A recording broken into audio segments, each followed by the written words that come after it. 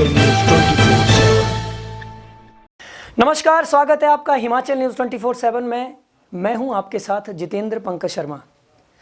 आइए साहब, बात करते हैं समाज के उस वर्ग की जो वर्तमान की परिस्थितियों में न केवल अपने आप को पूर्णतया असहाय और अकेला सा अनुभव कर रहा है, अपितु विपदा की इस घड़ी में अपने कायम किए गए अस्तित्व को भी धीरे धीरे कर्ज और बेबसी के बोझ के तले घुटता सा महसूस कर रहा है। इससे पहले कि दुर्भाग्य की इस काली छाया में लिपटे इस वर्ग का परिचय करवाऊं, पहले हम आपको उस पंक्ति की याद दिलवा दें जिसमें कहा जाता है कि शो मस्ट बी गोन। जी हाँ, परिस्थितियां कितनी भी विपरीत हों, मसला कितना भी जटिल हो, लेकिन कहते हैं शो चलता रहना चाहिए। एक शो जिसमें कोई भी हो, चाहे वो किसी एकल कलाकार का हो या किसी समूह का, उस शो के साथ साहब बहुत से हाथ जुड़े होते हैं, बहुत सी भावनाएं जुड़ी होती हैं, या मोटे तरीके से और सरल भाव से कहूँ, शो के साथ बहुत से सपने, बहुत सी उमंगें, बहुत से जज्बात, बहुत से भविष्य की मंजिल के रास्ते जुड़े होते हैं। सच्चाई ये है कि शो के साथ कनेक्ट बहुत से भूखे पेटों की रोटी के टुकड़ों के वसीले अर्थात माध्यम जुड़े होते हैं। लेकिन ये प्रतिबद्धताएं, ये सिद्धांत, ये सब कुछ एकाएक धराशायी हो जाते हैं। वे रोशनी की चकाचौंध में खेलते, हंसते, गाते, नाचते, मुस्कुराते चेहरे पलक झपकते ही निराशा, भय, चिंताओं के आवरण के पीछे विलीन हो जाते हैं।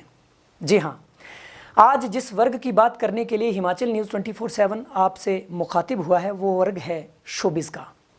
आसान लफ्ज़ों में कहकर हम ये कह सकते हैं, इस विषय को हिमाचली कलाकारों की परिधि में अगर बांधें तो भी ये गुफ्तगू एक ऐसी तस्वीर का वो एक चेहरा प्रदर्शित करती है जो अत्यंत वेदनाओं के बावजूद वर्तमान में ये वर्ग अपने को नितांत अकेला और बेबस महसूस करता है। आइए आगे बढ़ते हैं साहब। लॉकडाउन की घोषणा होती है, ये बंद वो बंद, ये राहत वो राहत, परिस्थितियां दिन ब दिन बदलती जाती हैं।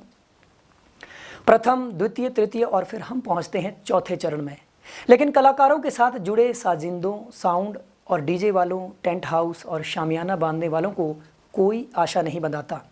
इनके जीवन यापन का माध्यम कहाँ ठहर गया है, उसकी सुध कोई नहीं लेता। इनके चूल्हे में बुझती लपटों में परिवार की बलवती सुलगती भूख को कोई भी क्वारंटाइन नहीं करता। ये वो वर्ग है जिसका कोई बड़ा बैंक बैलेंस नहीं होता, इसके अलावा इनका कोई अतिरिक्त व्यवसाय नहीं होता। रात दिन लोगों का मनोरंजन करने वाले, अखबारों और टेलीविज़न की सुर्खियों में लिपटे रहने वाले, सोशल मीडिया पर धूम मचाने वाले इन कुछ जाने कुछ अनजाने कलाकारों का यद्यपि गाहे बगाहे मूल्यांकन और वर्गीकरण होता आया है, लेकिन साहब यहाँ अब कोई राहत या सहायता की बात नहीं की जाती। जी हाँ, किसी भी स्तर पर इनके विषय में नहीं सोचा जाता। ये वर्ग हताश है। इस आलम ने अपनी आंखों के आंसुओं को पलकों में छुपाते हुए नियति के चक्कर में थक जाता है, लेकिन हार नहीं मानता, हाथ नहीं फैलाता। लेकिन सोचना ज़रूर है कि क्या वजह है कि उनके हुनर की तारीफ में तालियां बजाने वाले हाथ, इनकी कला से भाव विभोर होने वाले हृदय, इनके फन से मुस्कुराने वाले वे चेहरे कैसे इन्हें संकट की इस घड़ी में बिसरा गए? क्यों कर इनसे दूर छिटक गए? क्यों नहीं कोई भी इनके लिए किसी आर्थिक पैकेज देने की पैरवी करता है?